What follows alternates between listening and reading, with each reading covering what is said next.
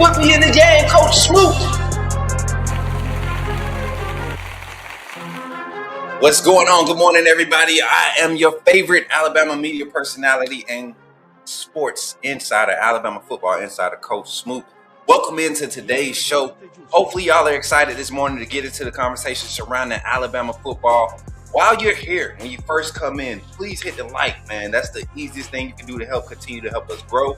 And then make sure you subscribe to the channel. Make sure your notifications on. Make sure you drop some comments. Let me know where you're watching from. You're chatting with your boy, Coach Smook, this morning. And we got some topics that I want to kind of talk about before practice kicks off here in about 30 minutes, about 45 minutes. Practice will be kicking off. And there's some headlines that I want to kind of have your thoughts and your minds surrounding before practice ends today. And I expect us to have some very, very knowledgeable insight on these topics as we get into the last practice. This will be the wind up for setting up the scrimmage script and how they want to evaluate this Thursday for this Thursday scrimmage. So you'll see kind of some install things. You'll hear about some new installs implemented today, and then basically how those installs were evaluated at each position group. And then we're gonna kind of talk about what these evaluation metrics mean and why they are so important as far as getting us closer to deciding and understanding what this depth chart is going to look like. So as you tap in, we'll get into that conversation. We're going to be here for about an hour. We're going to have some good conversation. And as you come in, once again, drop a comment, tap the screen if you're on TikTok, if you're on any other platforms, Facebook, TikTok, Twitter, Twitch, Kick. Make sure you drop a comment. Let me know you're here. And without further ado, man, let us get into it. Somebody type it in the chat. Say, put me in the game, Coach Smook. Let's do it. Is this thing on? Mic check.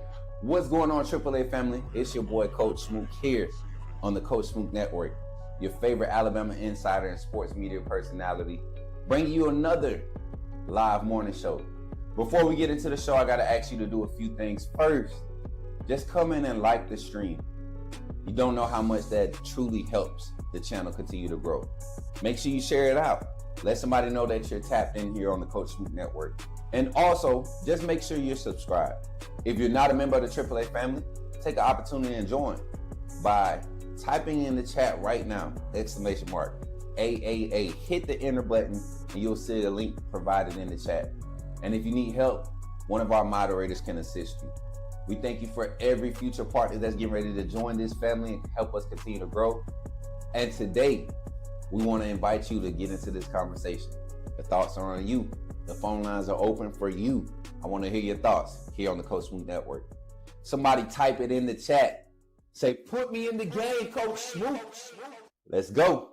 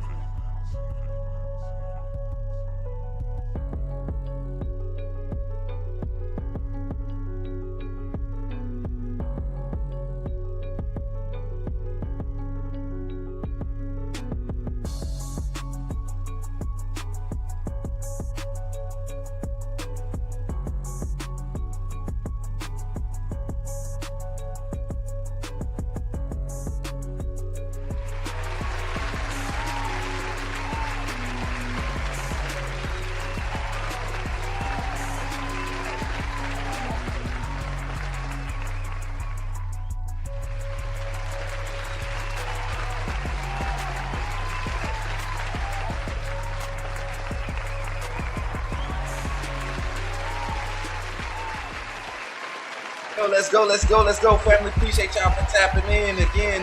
Appreciate y'all for tapping in. Y'all are awesome community, man. I appreciate y'all for supporting. We almost at 3.5K this morning, y'all. So as you come in, if you're a new viewer, please hit that subscribe button. Y'all can see it's right here. I almost had it. Dang, man, I messed up. First try, I failed, man. First try, failed on the morning show. That's the first one of the day. There'll be many more. Hopefully not as many as some. But anyways, appreciate y'all for pulling up. I see y'all tapping the screen over there on TikTok. My guy, Jaquan Jones, appreciate you for tapping in over there on TikTok. Mari Smith, I see you. AMV, I see everybody tapping the screen over there. Appreciate y'all. Chandrika tapping in. Everybody showing love. YouTube, thank you for pulling up. My family, for God, I appreciate you for tapping in. He said, "What's up, man? What's good?" Salute, man. Appreciate y'all for pulling up. And then my guy Masked Up Daytona. Is it Masked Up Daytona? Appreciate you for pulling up, my guy, man. Listen, we don't have the phone lines this morning, but always remember the phone lines are available for you. 334-625-1121. If you got thoughts or topics that you want to share, call the phone lines. Say your name. When you hear the voicemail, you can leave voicemail, say your name, and put me in the game, Coach Smook, and then start your topic. We have a few that we want to review, but I'm waiting till we load up, get closer to the seasons, because some of them are kind of old. We've seen some answers to those questions. So just continue to load them up. We check it every day. Every day we check the voicemail. So make sure you say your name and put me in the game, Coach Smook. You do be having a lot of them telemarketer callers leaving voicemails and stuff. But other than that, y'all, we got some quality conversation here today with our Chatting with Coach Smook live morning show. We were going to do a walk and talk, but I had a change in schedule with my program at the gym. So we're adjusting, and I'm glad to be kind of sitting down in the studio today. I'm a little more relaxed today, and my body needs a little bit of relaxation. 1 second, please. Hold on. Had to go tell my dog to go back to his room because he in the way being here making too much noise, doing all that hot breathing. But welcome in, everybody. Thank you. Alabama football fall camp. We're a week into it now. Well, tomorrow will be officially a week. Today makes a full week since they've been on campus, since they did the welcome back meetings from guys returning from break over the summer. After the summer workout program, you see guys returning now, and now we're in fall camp. We're at that week mark, and I think we are figuring out a lot of answers. The big storyline, of course, is the quarterback battle. We always kind of start with that, but I want to start on the defensive side because some interesting things happened. I know it was a great day for the offense, and everybody's glad to hear about the offensive line and the running game explosiveness. But some people, like we do as fans, like fans do, they had some concerns. If our run game was so trash last year, and they breaking big runs on our defense already, we might be in trouble. And I would like to kind of pump the brakes on that. I want y'all to think about this. Look at what happened last year in the Florida State game with Kevin Riley and Richard Young. For some reason, we went away from two backs that were giving us an average of 4.4 yards per carry with the 8 carries between them. For some reason, we went away from it. If you look at the plays after those runs, right, the questionable was the jet sweep action to, I think it was maybe Jeremy Bernard on 3rd and 4 or 3rd and 2 or something like that. We went jet sweep and ended up losing yards. But I think the only questionable thing, that was probably the only questionable thing following those successful runs, like that type of play call. But also in those situations where we went play action, you had missed passes or drop pass. So once again, I think our run game, it had potential last year. There were multiple games last season where Alabama in the run game was successful. You didn't have explosive runs, but the limited amount of runs that you did call, you saw success from the running back room. I think one of the things you're going to see this year is the intentionality to use the running back run game, right? And allowing these quarterbacks in the passing game to keep their legs free to still be a threat. I don't think we'll see many design quarterback runs, whether it's Austin Mack or Keelan Russell. I think we'll see a lot of RPO actions. I think we'll see a lot of delayed handoffs, a lot of your jet motion still. I think we're going to see all of that. But as far as the running back utilization in the run game, I think that is going to increase substantially. And when I say substantial, last year, the clip, with the running back game, it totally flipped. Jalen Miro was taking 60%, almost 60% of the running snaps, the rushing snaps, the year before Ty Simpson. And then even last year, Ty Simpson came in right at 20%. and you saw the run game, the total output and usage of the run game decline also last year with Ty Simpson. So this staff feels like when they have a solid passing, a pocket passing quarterback, that they can build from that.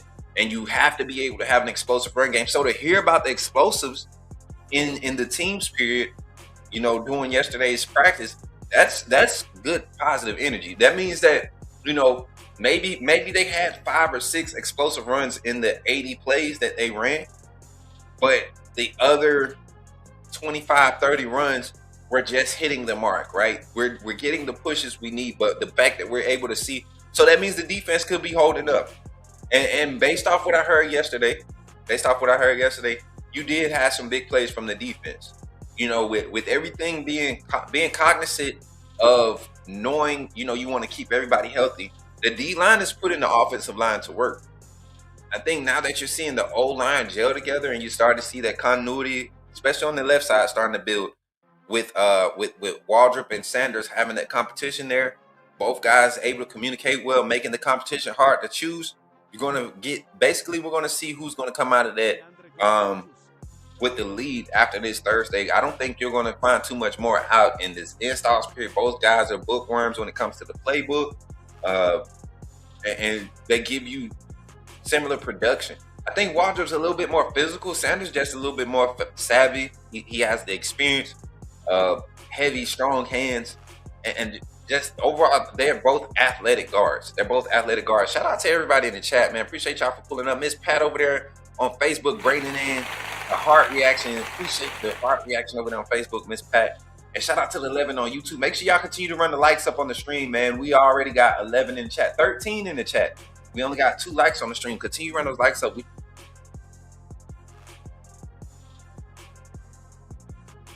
Says we got offline for a second. Are we back? Having issues, like we having connectivity issues, chat. Let me know if we back. All right, looks like we're back. Looks like we was lagging for a second. If we back, give me a thumbs up in the chat. I see something in the chat. Appreciate y'all. We're good. Okay, I see it. Thank you. All right, so we're talking defense though right now. Let's talk about the defensive line. I think more so than now, we're going to see the effectiveness of the 4-2-5 scheme and some of its 3-4 nickel concepts, right?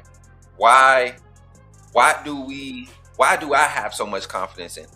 A lot of people don't like the 3-man front look, and I get it. You don't have a presence, you know, and I get it. I understand why now there was so much concern. And quite plain and simple, Alabama just hasn't been built for what Kane Womack wants to do. And to be truthful, the way that Coach Saban was building personnel for this system he was implementing, we could argue that style of recruiting, that style of player, was becoming, you know, out of date. That time of that era of that style of player has come to the end. So now you look at what we've done on the interior. We don't have our graphics today, but when we do these edits, when I clip these edits, I'm gonna make sure I put some time and effort in this, because Kane Womack said something about this in the first initial in the post-practice presser that he had last week, and it was very, very detailed in how he described it. How the size of Alabama's front alone was not even in the top 10, and that's unusual to be at Alabama and to have quote unquote a dominant roster, talented roster, but we don't have the trenches on lock. We don't have the size in the trenches. That's not championship breeding, you know. That's not how you make up a championship roster.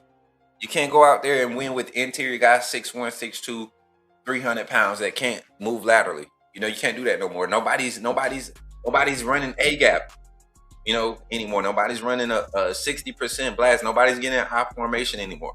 You got to get guys that can hold up gaps, and then that can two gap too, right? And that's what Alabama has done. You have to go get some guys that's 6'5", 6'6", you know, that have that 6'7" wingspan. You know, he highlighted Devin Tompkins, DT, right? The transfer from USC, right? And if you look at him, both he, Yanze, Desmond Umeozulu, Terrence Green, Jeremiah Beeman, London Simmons. Those guys are all 6'4" plus, and they probably have 6'6" wingspan, right? And you think about the offensive tackle position. Let's just the kind of thing what you're trying to make up for. Offensive tackles now are ranging from anywhere from 6'3" to 6'7". You got a few freak of nature, mammoth type offensive tackles across in the Big 12, Big 10, right? At Iowa, Utah got some big guys. BYU got some big offensive linemen. Some of those Polynesian cultured guys that they come from the Polynesian Islands, the Philippines, and all that stuff. So you look at them, man, and you say, man, Alabama really ain't had no big pass rushing assets in the past 3 years. Big guys, 6'4", 6'5".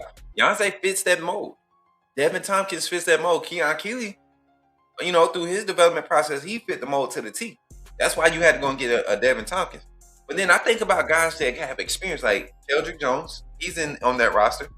You got John Latham. Both of those guys, 6'3", 6'4", 255. They both got long arms. Like, the amount of depth across the front, Alabama has did a total facelift in what they do. And then on the interior, you didn't get shorter. You got bigger, and then you got a little bit leaner. You got guys like Steve Bowler hovering around at 310, who came to Bama at 335, I believe. Big, not fat, but big, just not a lot more lean.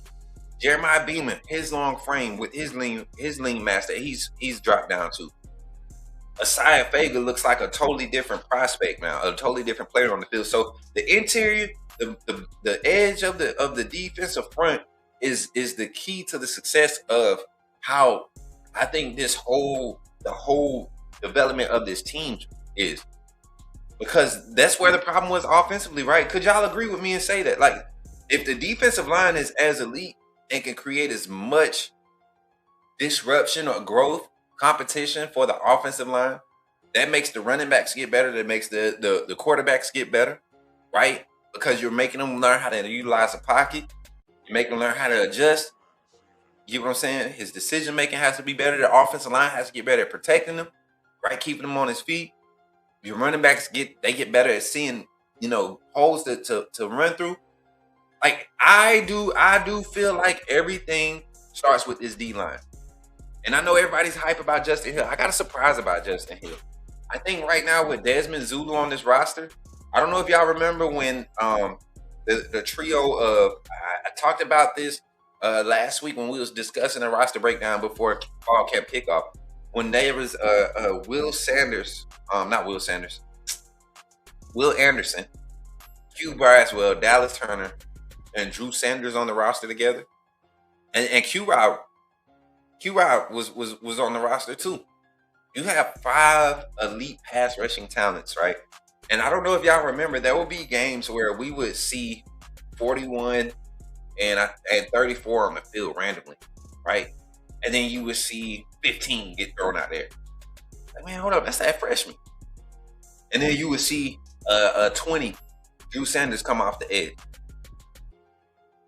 It was just so much veteran presence in the linebacker room and the edge rushing room that you couldn't see the young talent in Drew Sanders and Dallas Turner. So I do believe Justin Hill will have, and I'm not gonna say limited as in like 7, 8 snaps a game. I think he'll average about 15 snaps a game. But I think 9, 10 out of those 15 snaps, they're gonna be big plays. And because he don't have to be the guy that's in front of that tackle all the time, he gets to come in and change the pace. He's a change of pace edge rusher. Beyonce sets the tone. You got Desmond Zulu, who could be huge in impact as far as just being a body there, right? And providing the same pass rush assets.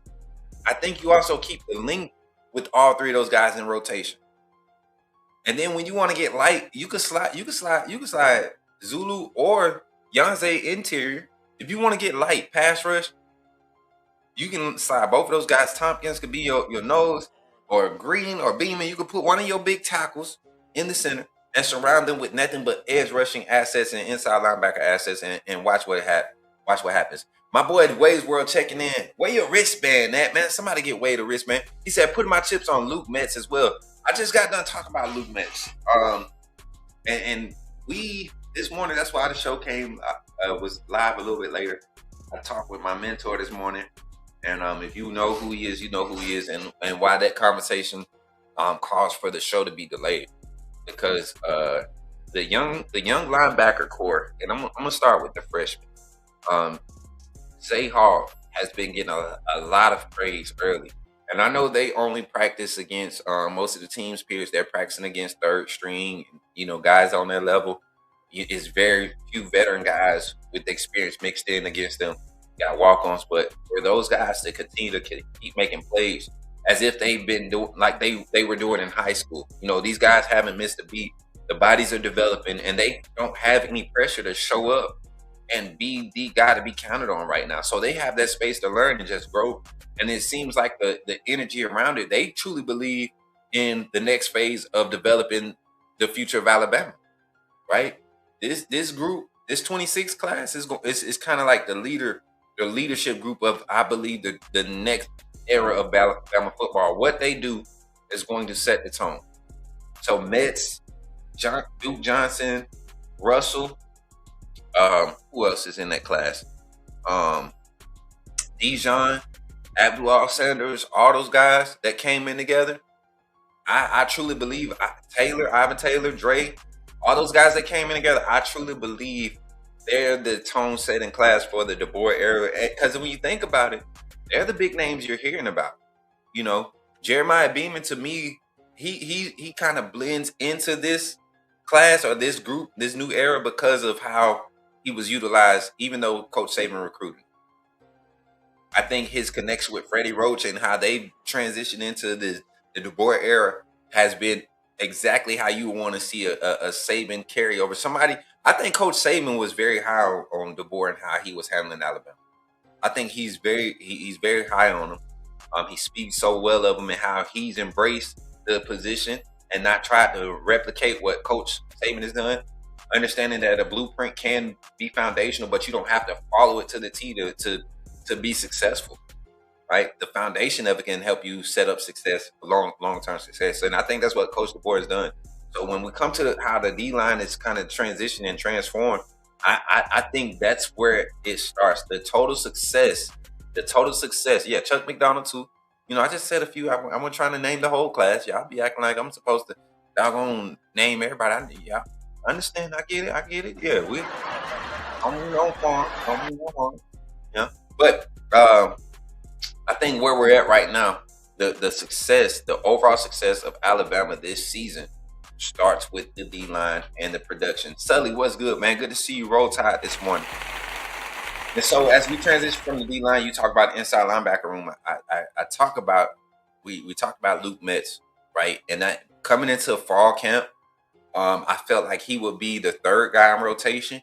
But after hearing some things over the first, couple since summer workouts and then these first couple days in practice, the communication aspect is something key that Kane Womack is looking for, because he feels like he has a lot of similar skill sets. Guys that bring similar skill sets to the inside linebacker room. We don't need that today, Mary J. That's what I was saying. We're going to use it in the edits. Appreciate you, though. We just want tickers. Tickers at the bottom. Appreciate you. Mary J come in hot this morning. Did you have your coffee this morning? Mary J had a coffee this morning. If she had a coffee this morning, we in trouble, y'all. We in trouble, y'all. We in trouble. But we got a inside linebacker room. Let's talk about it. I talk about Luke Metz being the third guy in rotation. About the freshmen and where they stand. I got you, Miss Pat. We're going to talk about it. I think this will kind of answer your questions with this linebacker rotation. Luke Metz, I felt like he was going to be the auxiliary guy, right? What's good, Dougie Fresh? Good to see you, man. I haven't seen you in a minute. Good to see everybody. New face, old faces popping up again. Season is getting here. Make sure y'all hit that like button. But after hearing some things, QB Reese has been like a mainstay at the inside linebacker position. They love the type of the fire he brings, the energy he plays with.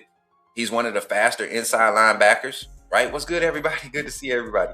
Mary J, let me finish this segment so I can get this out and get this information. But let's see y'all. Y'all keep running the comments up. I want to hear your thoughts on this inside linebacker room.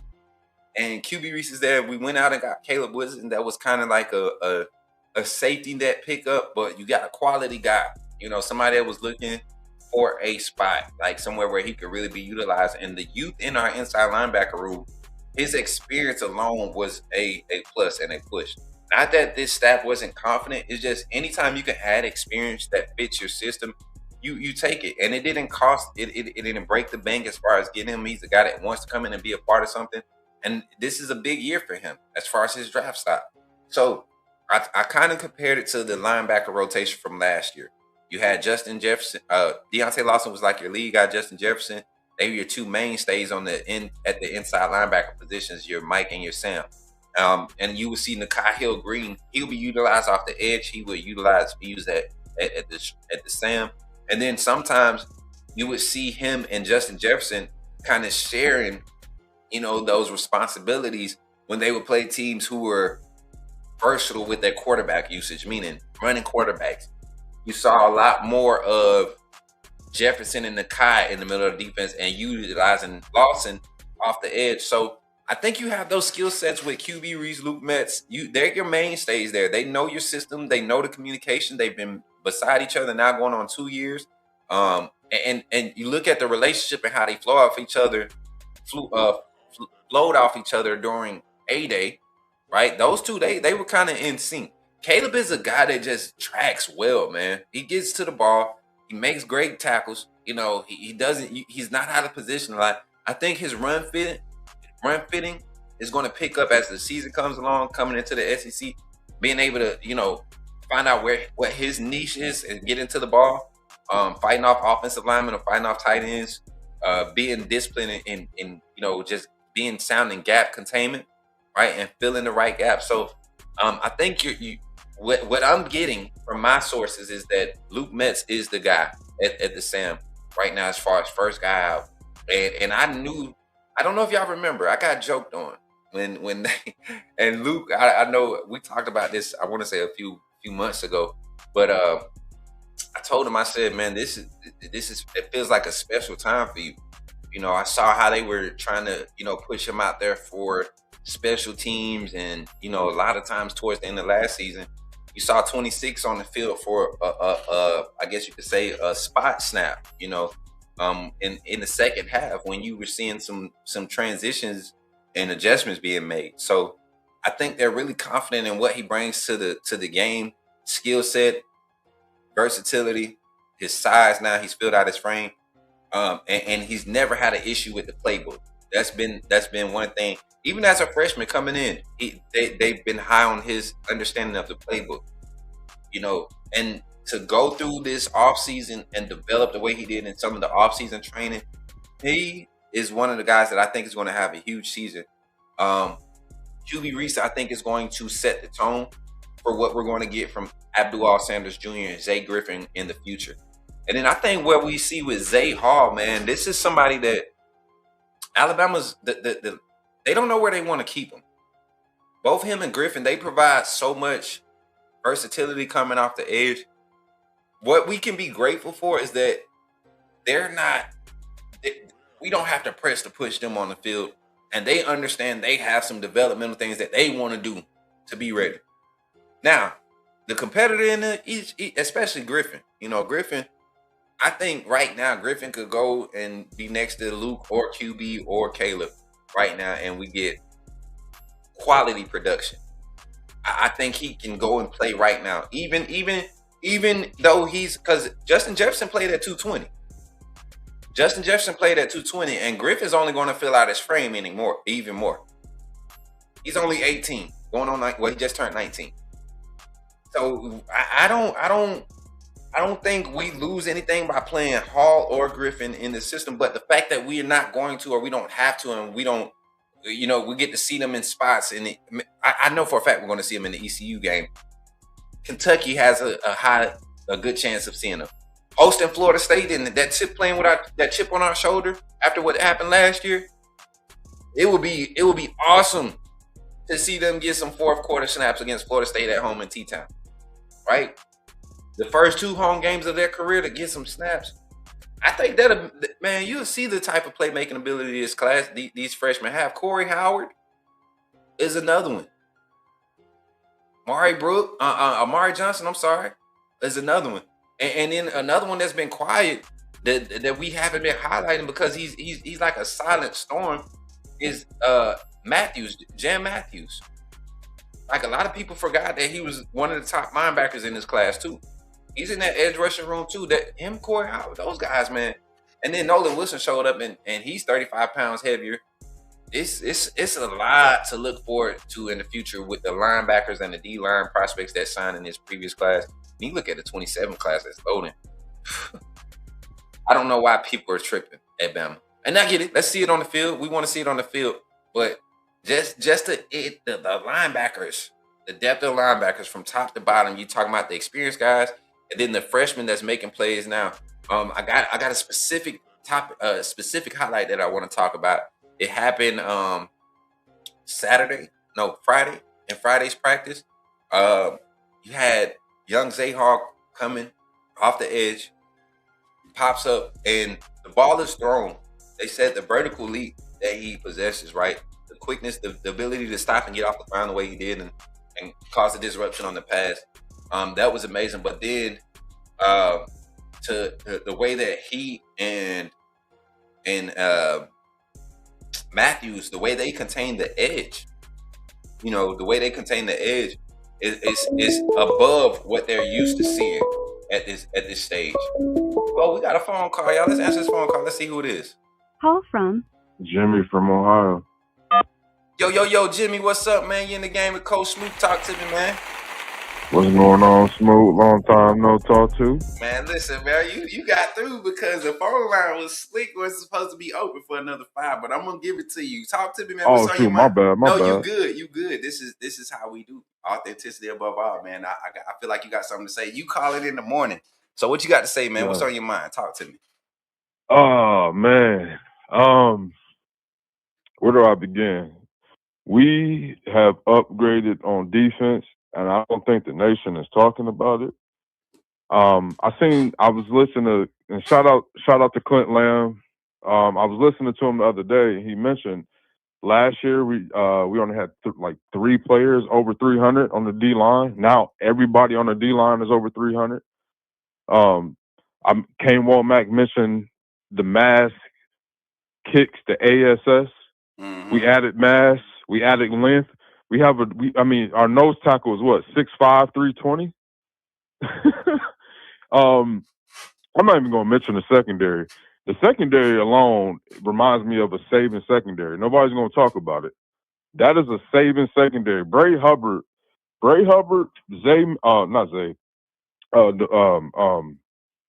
Xavier Brown, even Dijon Lee. They remind me of Saban-esque cornerbacks that Saban used to have in them early 2010s, mm-hmm. late 2010s. Nobody's talking about it. Nobody's talking about this defense, man. I think this defense is going to be a top 10 defense, maybe a top 5 defense in the country when it's all said and done. Jimmy, you said nobody talking about the defense. I think, you know what? I'm going to have to jump in because I think that's what the country is kind of banking on Alabama surviving by, the defense. Like, that's what kept us afloat last year. And that's just being real. With the offensive struggles, the defense is what kept us in a lot of games that we won. Even the opportunities that we missed against Oklahoma, we still had a chance to be in that game and win it because the defense kept giving us opportunities. So with the personnel changes now, you can expect a increase in production and overall performance just based off of getting the right personnel. The reason why I say that, because even Kane Womack kind of alluded to it, they got pushed around last year in the trenches. We got pushed around. Florida State pushed us around. Indiana pushed us around. They had to get bigger on the trenches, not even on the defensive side, but the offensive side too. And the reason why I say that is I think the nation didn't really see it because they were on the field so much because of the inconsistencies of the offense. It kind of, you're right though. You're right. Our defense is the reason why we didn't go 8-4. You're absolutely right. I'm just saying, as far as the trenches specifically, I don't think, as far as the national media, I'm not, obviously I'm talking about national media. They're focused on.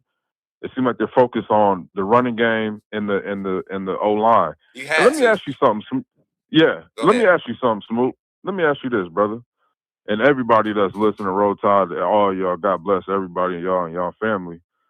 You know what's crazy is I hear so much about no run. They didn't have a running game. They didn't have a. They didn't have a. The O line was terrible. Here's a little before I get to my main point. Little context. I mean, two of our what the RB and RB1 and RB2 last year going into the season. Jan Miller got hurt in a fall camp. Daniel Hill was dealing with lingering injuries all throughout. I don't even think he practiced through the spring Not much. last year. And see, they don't want to, that they don't mention that. Bam. Okay, cool. Now you're telling me with a bad old line. This is what gets me irritated with these media folks. Joe Klatt, Stephen A. Smith, Paul Feinbaum. Well, you know Joe Klatt is biased. He just hates Alabama. Yeah. He's been waiting. He's been waiting on the downfall of Alabama since we lost to Ohio State in 2014. Yeah. How does this man? So you telling me, with all that being said, we still went 10-2? You telling me with no running game, every team that we played knew that, and we still won 10 games out the regular season? Jimmy, I don't even care to try to get the people outside the fan base to understand that.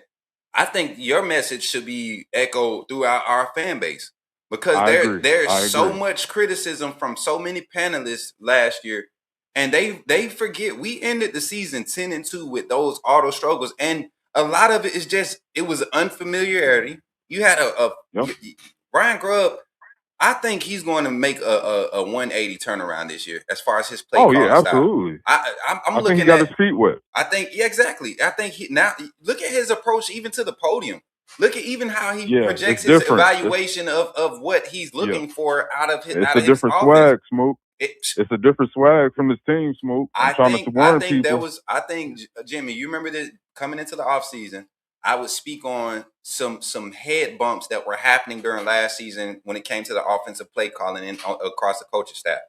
When you brought in a guy like Adrian Clem and Coach Owens, who come with similar extensive knowledge of play calling and play design, you have personalities in that room now that speak up with a level of confidence and also a resume to prove it. So what they are saying and how they want to develop your scheme that you want to call, you got to listen.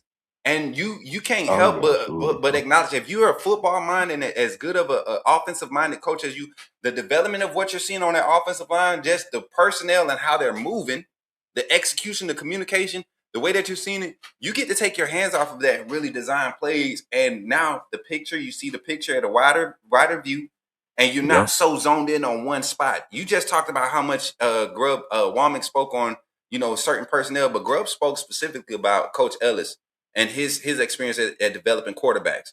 And if he's really taking his hands off of letting Ellis develop these quarterbacks and he's focused on analytics and play calling, Grubb can get in his bag, and we can see that Washington offense at times 10 at Bama. And I'm going to tell you this. I don't want to hold you too long or Smoke. I'm going to tell you this, man. When I was watching the highlights of the practice, boy, did you see Coach Lynn put his hands on that boy? And he didn't even move.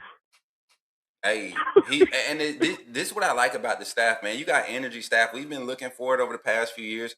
I think Jared Johnson and him having the Bama pedigree, who played at Bama, and then extensive NFL career, respected NFL career. Yeah. You see him with, everybody's laughing about the Transformer outfit, but he's one of those energy coaches. To side him, pair him with Freddie Roach, somebody who's always been like the voice, but you see him trying to transition into like more of a play calling developmental piece, right? Mm-hmm.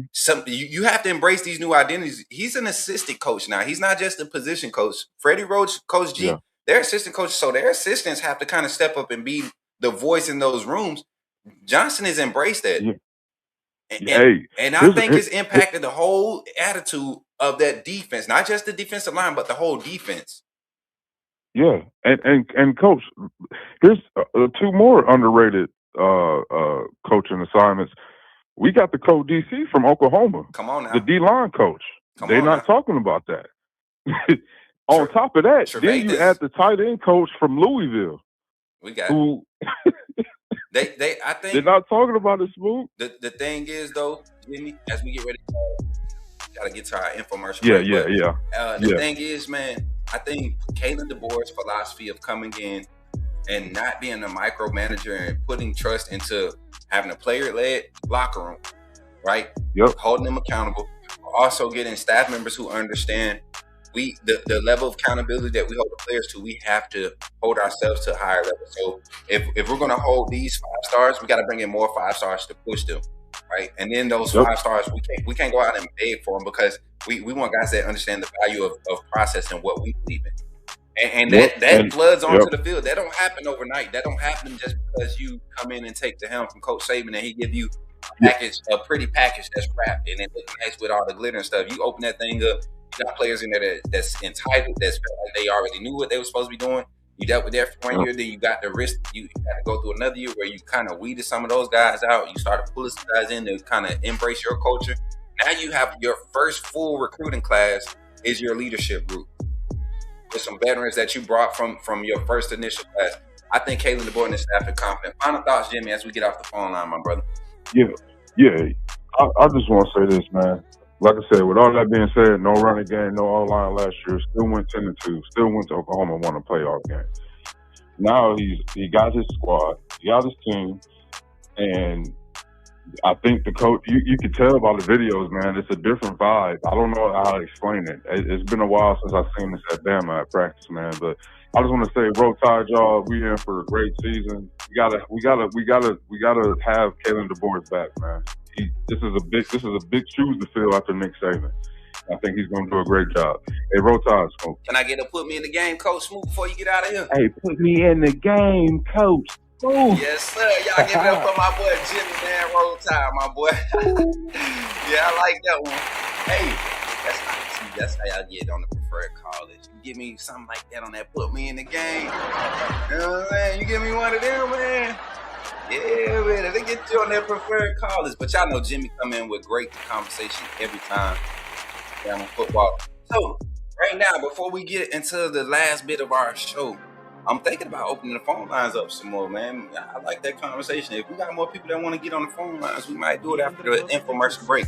If you're not a member of the AAA family, you tripping, man. We got members only lives. I don't think y'all want to miss the one Thursday. Well, you know what? That one's not going to be members only. This one Thursday is not going to be members only, but the one next Thursday is. I don't think y'all want to miss that one.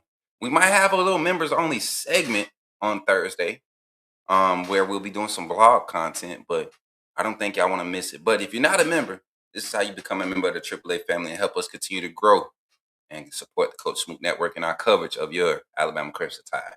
Glad you chose to stop by the channel today. Just wanted to give you an opportunity to really become a part of this community here at the Coach Smook Network. We like to call ourselves the AAA family. The AAA stands for authenticity above all. We just want to give you an opportunity to become a part of this community because we're growing. And we're doing something special here as a fan base, not just for Alabama, but the fan community as a whole. We're creating an environment where it's safe to be yourself, be authentic, and meet people who share the same passion you share, whether it's for the same team or not. You can do this by becoming a member of the AAA family. You simply start by just clicking the link provided to you by one of the moderators in the chat, or it'll be pinned to the top of the chat. Click that link. It'll bring you to my homepage. When you get to my homepage, make sure you hit the notification button and turn on all notifications. Understand that there are multiple ways to support the channel, and each level has its perks. You can go through and read each perk. As we continue to grow, new perks will be added to each level. One thing we would like to highlight that all AAA members are greatly appreciated. It does not go unnoticed that you have taken time and hard-earned money to support this channel. Once you join, YouTube is going to ask for some payment information, and make sure you monitor your subscription dates. Also, if you really want to get interactive with the community and find out what's going on, think about joining our Discord family. This is where you can get into all the fan talk of the community, and also there are networking opportunities. Please be mindful that there are rules and that we expect everyone to treat everyone with respect. Also, if you're looking to partner with Coach Smook Network or sponsor, please hit us up at coachsmooknetwork@gmail.com, and our staff will get back to you in a timely manner. I'm your boy, Coach Smook of the Coach Smook Network, and I thank you for supporting this channel.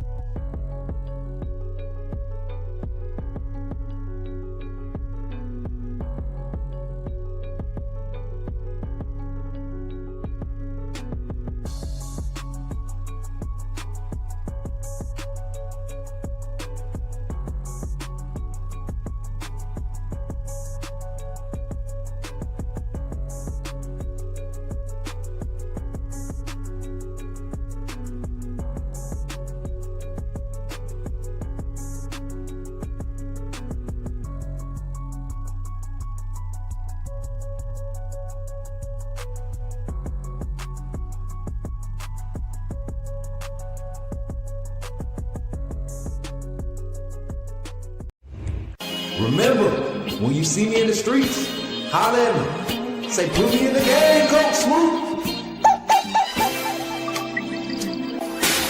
At Walk-On's Sports Bistro, the games are on, the food's delicious, and here you are always part of the team.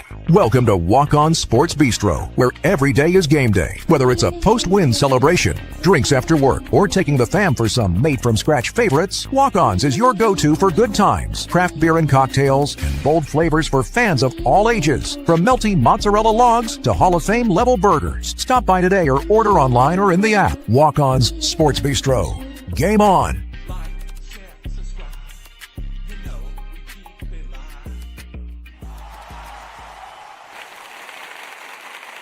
All right, y'all. Appreciate y'all for hanging out with your boy this morning. Listen, we got a poll in the chat. So while I do my last little dialogue, man, we can if you want us to take a phone call, type 1 in the chat. We're gonna leave it up for 5 minutes to let y'all vote. And if y'all voting to take another phone call, somebody call. Phone line open 334-625-1121. We just discussed some hot topics to look forward to going into fall camp practice number 6. Practice number 6 kicking off today. It's just kicked off, or it's kicking off right now. So we're going to stay on the live for another maybe 20 minutes. And then we're going to get off because that's when I need to be on my phone. I need to be doing the editing on the back end, locked in, staying close to the phone so we can get our reports ready for post-practice reporting. And once again, though, I appreciate everybody for tapping in. Hit that like button over there on YouTube. We got a lot of viewers today. But y'all scared of that like button. Y'all don't be scared of that like button. I promise you, it don't hurt nothing. It helps more than it does anything else right now. If you hit that that button, that like. But practice from yesterday, man, got a lot of positive things. We talked about it last night. Had a nice call-in show where things kind of just it took a good turn in the conversation. You had a lot of reports about the young players showing up in their opportunities yesterday. You had a lot of hype about the run game. So when we talk about some of the adjustments that we want to see going into practice today, what do we want to hear about? What are some of the things we want to hear about? I'm beginning to get a lot more interested in the defensive back rotation. With so much talent in that room, and the quality of depth that you're excited about, it's still a few young guys that we're excited about that have not seen any real playing time or have real experience, but we're excited about their overall development. Shout out to our first comment from Kick today, man. We got our Kick audience tapping in. I believe Alabama will dominate this season. Oh yeah, me too, brother. Appreciate you for tapping in. Go 78990. And then my guy just tipped. I tried to join the channel, it wouldn't let you. Was your card declined? Was your card declined? No, let me stop, man. Try it again, brother. Gotta hit that link, man. Y'all know. Was your card declined? I'm sorry. Just I don't got no home training, man. I be acting up. But I appreciate you for trying to join. Definitely try to join, man, if you want to do that. But yeah, so let's kind of dive into the defensive back rotation. No fly zone. That's the persona we want to take on, right? You look at the guys that's in the secondary, just personnel. Let's start with Keon Sabb. You know, him coming back, I don't think it was needed, but you look at what he does for the defense, especially in run support. You know, Keon Sabb made a lot of saving, tracking tackles, being the last line of defense guy, and sometimes found himself out of position. Both he and Bray, you know, at points last year, found that time that themselves out of position, coming up trying to be aggressive and run support. But I think the amount of those plays happening, the amount of times we saw that happening towards the end of last season, it was, you know, virtually none. You saw these guys really working on being sound in their gap discipline. So I look at it now, chat, and I say the secondary in the center of the defense, the safeties that's at the top, Bray Hubbard and Keon Sabb coming back was huge. But I'm excited to see the rotation of Dre Kirkpatrick, Ivan Taylor, and Jairo Edwards right there in that group. Because I think with all five of these safeties, the willingness to come up and run support, they're not ashamed of it. Even Sherman getting in that room, Rael Kelly, you see guys developing. You'll see Red Morgan kind of rotate into that safety rotation because he gets in the box a lot at that nickel corner spot. So they play a lot of the same technique, right? Those safeties and those nickel corners. But I think the rotation of those guys this year is going to help the defense so much. Kane Womack spoke on this in his presser the other day. He said it was times last season that you would see Bray Hubbard or Sabb look to the sideline, and you really can't throw a guy out there in the middle of a drive because there may have been that part of the practice that they struggled with or wasn't understanding. Or we might need to be needing to change the pace and throw something exotic, right? To throw the offense's timing off. And you don't want to put a young guy in an ISO or a island situation, right? Or even that robber technique. You know, Dre Kirkpatrick, to me at the high school level, you know, being a robber style safety, meaning a guy that can kind of bait you into seeing one look because they're leaning on a hash or they're hovering in an area, and they can kind of anticipate where they're trying to get you to throw the ball to and jump that's a skill set that Dre and Keon Sabb and Bray, they possess very highly. That's why I think they're the first three in the rotation there as far as what you have over top. Now, putting the guys in the box, that's a total different assignment group, right? Because those positions tend to be interchangeable, but when you get motions, you can't substitute a guy to come in and go with. So you have to have flexibility, and I think that's why in situations where you see a lot of pre-snap motion, we probably won't see Jairo Edwards as much in that game. You might see Bray Hubbard close to the line of scrimmage and Red Morgan, where you see a lot of pre-snap motion. The games where or teams that come out and they get static and they just line up and kind of look and snap, I guarantee you we'll see a lot of snaps from Jairo Edwards. As the season goes, those motion snaps, he's going to have to experience it at some point. But you want to be able to have film so they can be like, oh, that's what it looks like when it's not Lachie Brooks or Ryan Williams coming in motion. This is what it looks like when it's not Jackson Lloyd or Javen James trying to come off and block me off the edge, or Marshall Pritchard or Josh Ford or Caleb Edwards or Danny Lewis trying to block me, right? That's why the quality of depth is so important in that safety room, because you get the first couple weeks, you get to say, all right, Bray, show them how to do it. Second quarter, first team still out there, we still in the game. Ivan, I need you to go up top. Jairo, I need you to go down into that strong safety position, or even slide out to the Husky and keep Bray on the field to keep that veteran presence on there. Keep him at the strong safety. So all of this extensive versatility in the secondary, to me, sets Alabama's defense up just like the D-line. I told y'all yesterday, it's like as far as personnel and what we have available and the confidence, we've sandwiched the concern in the middle. The inside linebacker room was probably the biggest concern. And you're building confidence as far as your communication and execution at that level. And you're able to protect it because you know what you got up front and you know what you got on the back end. All the experience you got, Dijon Lee, Xavier Brown, Red Morgan returning. I think those are your first 3 guys out. But then behind that, you got Chuck McDonald, you got Carmelo O'Neal on the boundary. I think Jairo Edwards is going to be a mainstay at that nickel corner, that Husky. I think what's the young man's name? Jordan Edmonds is going to make a case to be on that boundary. Like, and we've seen Coach Mo throw young guys out there. We've seen him. Zion Gibson, as he continues to develop and get that frame right, get to college playing weight. Somebody that is concerning though, Zay Mincy, man. I don't know what's happening. It's just I don't know if the transition from corner has been a little bit more as far as understanding the playbook. I don't know if it's been a struggle for him, but I haven't been hearing much about him getting opportunities. So that's something that I'll be kind of paying attention to and checking in on today from practice. Being that I think just like yesterday was intentional on getting the run game established, I think today they probably install some things on offense to test the quarterbacks, and in return, that's going to put the DBs in position to be tested today.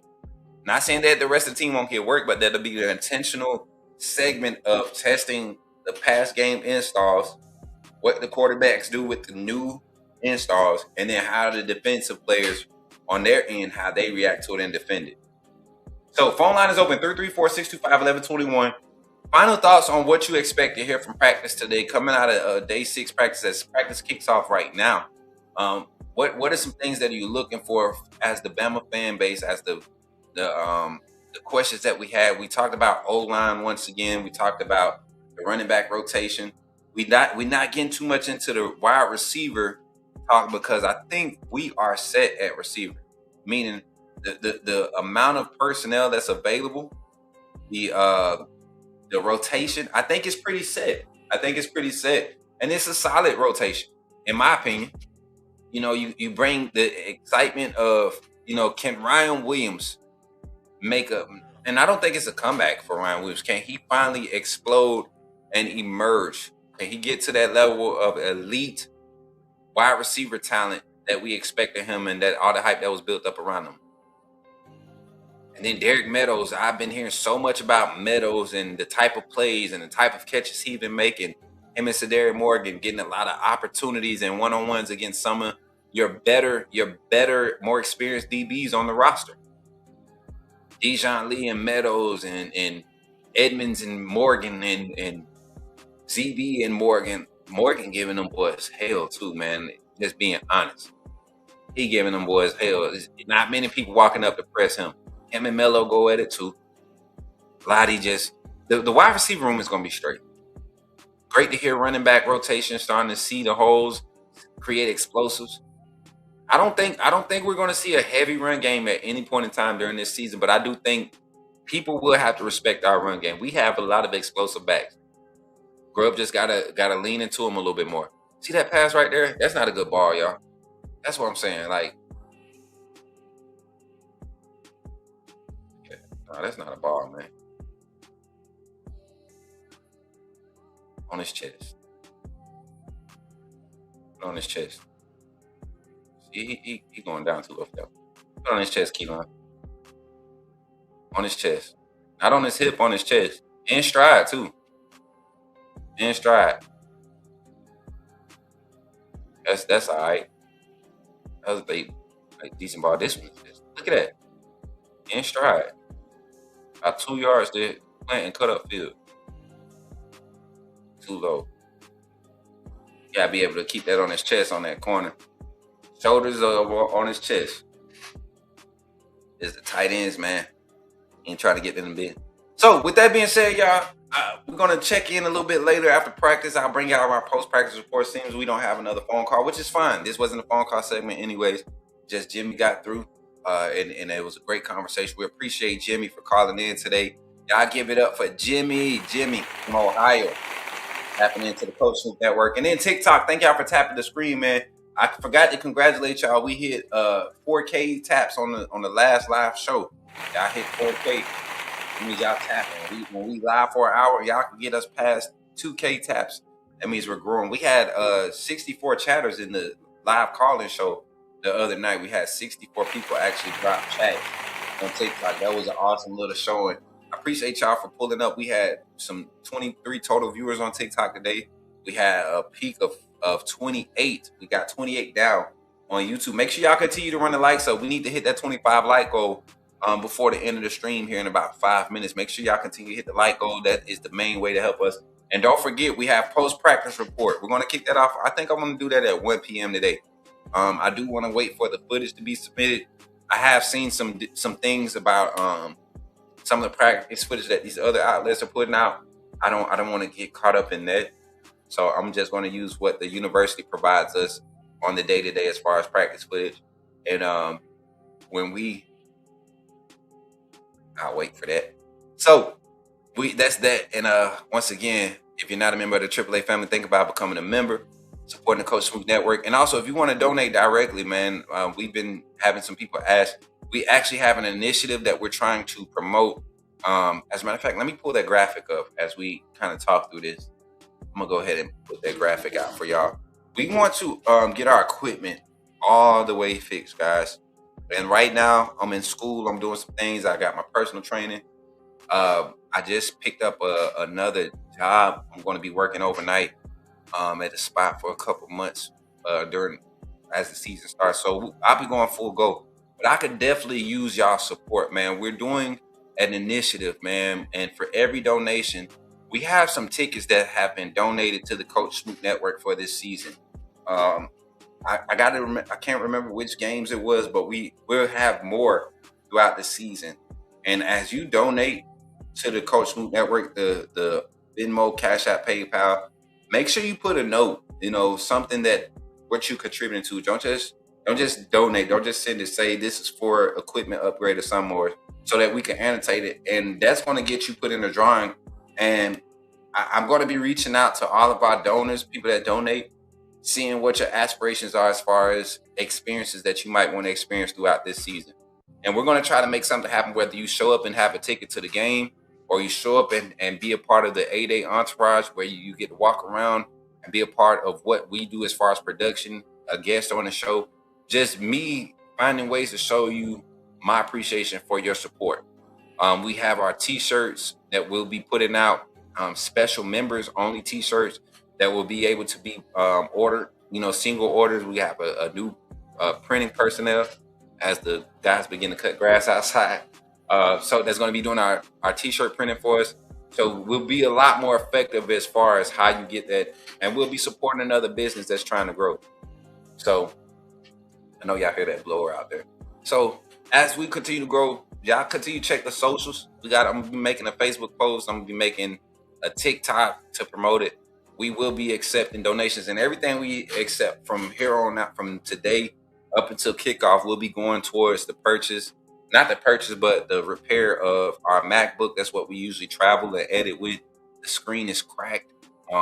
It's a costly screen to fix, but that's the only thing wrong with it. And then one of our cameras, we need to repair those, and that's not as costly as the iPhone screen, but we want to get that knocked out before kickoff against ECU, because we have been requested. We got a few engagements that we're going to speak at a couple of high schools, supporting Mr. Jeremiah Castile and his foundation, and speaking into the young men and the future of our society through his ministry. And we've been honored and privileged enough to join that initiative and be a part of it. So we won't just be doing sports media coverage. And a lot of this, I don't know if y'all can see it, but even like how the people I surround myself with in my day to day, but also in the content creation world, I've seen God kind of transition that, and I'm very grateful for the type of connection and the doors that's been opened and the resources that's been made available. My only hope is that I don't disappoint the people that truly support and believe in the Coach Smook Network and what we've done, not just for Alabama football coverage, but it's some people that have started their own channels and stuff because of the type of confidence we've instilled in them. And even though some of those relationships aren't as they were when we first started, I look back and I say, God really, he chose me to be that person. 3 years ago, you couldn't find near as many Alabama football coverage channels trying to do what we do. And now you see a lot more people embracing it. And I'm not hating or trying to say I'm that guy that did it, but I don't remember seeing people taking chances on themselves. And when it passed all of the difference of opinion and reportings and all of that, I'm glad that you're taking a chance on yourself and not doing what I did and almost forfeit the value in myself by letting somebody else get control of what God gave me. So when I see people jumping out there taking leaps of faith and trying to do this in this industry, it requires a lot. And if you don't have, a national sponsor, people funding you from over top, it could get strenuous, and I commend the ones that work full-time jobs and do everything and still try to keep up with everything, because I do this full-time plus personal trainer plus, a musician, plus I do editing projects for other production personnel. And right now it's in the slow stages. So finding ways to supplement that, it does get kind of strenuous. But if you're dedicated and it's your passion, you're going to make it work. And that's what we've been doing. We've been making it work. And you guys just don't know how much your likes and your shares and your comments help me do that. That's all it is. The donations are a plus. They're like the extra, they're like the floaties. We're swimming in 6 foot water. And I'm not a strong swimmer, but 6 feet, I'm safe there. I'm safe. I ain't gonna drown in 6 feet. I promise you. 8 feet either. I go 8 feet. I feel like we in 8 feet right now. We comfortable. We tread in water. And I think we're coming into a season where we can go to the kiddie pool and kind of kick our feet up and sit back and relax and enjoy some Capri Suns out of the cooler. You know what I'm saying? How many of y'all still drink Capri Suns? Some of y'all adults out there, Bama fans, I know y'all still be drinking them folks. Kids Capri Suns. I like me a cool Capri Sun, but I do feel like we're coming in that space. We've been putting in the time, we've been putting in the work. There's been people that have spoken against us and negatively that have just helped shine a brighter light on what we truly are about, and that's authenticity above all. We won't ever sell out for just to have a name on the channel, just to say we were doing something. No, we put in work. We rather build a relationship. Because the views that you can get me now, they might help, but I'd rather be able to be one that you can, hey, Smook, man, you busy? Yeah, man, I seen your show the other day. You mind praying with me? That I've had those moments with alumni members from Alabama. I got friends now that played at the university, like real friends that played at the university. And then when we started showing the people what we wanted to be and who we wanted to be, we didn't care about, being politically correct. We didn't care about having credentials. We didn't care about, being a journalist or ESPN. We wanted to be authentically us. And that message, it carries. So I appreciate y'all for supporting. I'm sorry for going on to that little rant, but I'm just passionate about what I do, and I appreciate y'all supporting and how y'all continue to help your boy grow. So I'm gonna go ahead and get out of here and get ready to head to this gym, get this workout in. Don't forget, like, share, subscribe as always, man. She said, speak. Nah, nothing. Don't worry about it. My bad. We good. Like, share, subscribe on the YouTube channel at Coach Smook. Make sure you follow all the other platforms too, at Coach Smook, at Coach Smook Network, at Coach Smook CPT. That's all of our social media platforms. Help us grow. We're doing our brand is not just about my face. It might be Coach Smook name, but it's not just about me. Our brand is a lifestyle. We promote authenticity. And being able to thrive in your authentic you is probably the most peaceful way to live, especially in our society in America. So embrace being you and be unapologetically authentic in being yourself. I appreciate y'all for the 25 likes on the stream. Thank y'all for supporting as always. It's always a pleasure to be here with my AAA family. And remember, when you see me in the streets, holler at me and say, put me in the game, Coach Smook. I'll catch y'all after the post-practice report. And make sure y'all tap in, turn your notifications on. It's going to happen around 12:30, 1 o'clock. Catch y'all on the next one. Be blessed, y'all.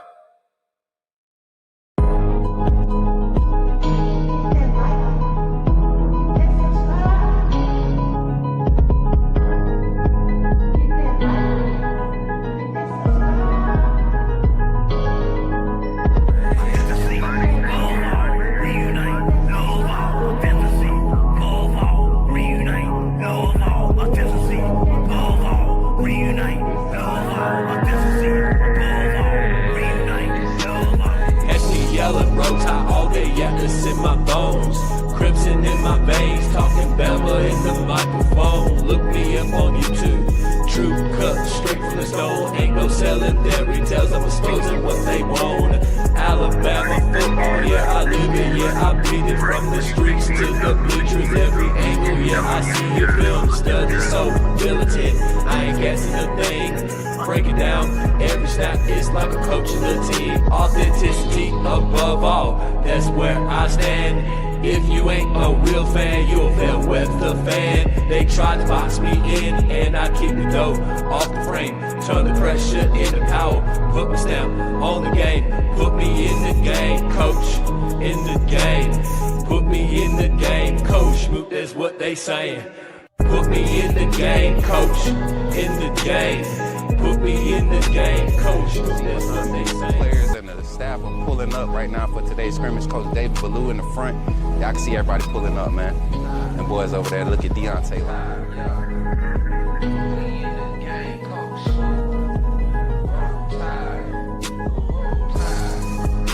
Hey, y'all, I'm walking out of Walmart. Hey, what's your name, bro? Man, my name Michael McKinney, man. I'm a true Alabama fan, and this man does a good job on his podcast. What's up, bro? Reviewing Alabama football. Keep doing what you're doing, man. Appreciate that, bro. Roll Tide, man.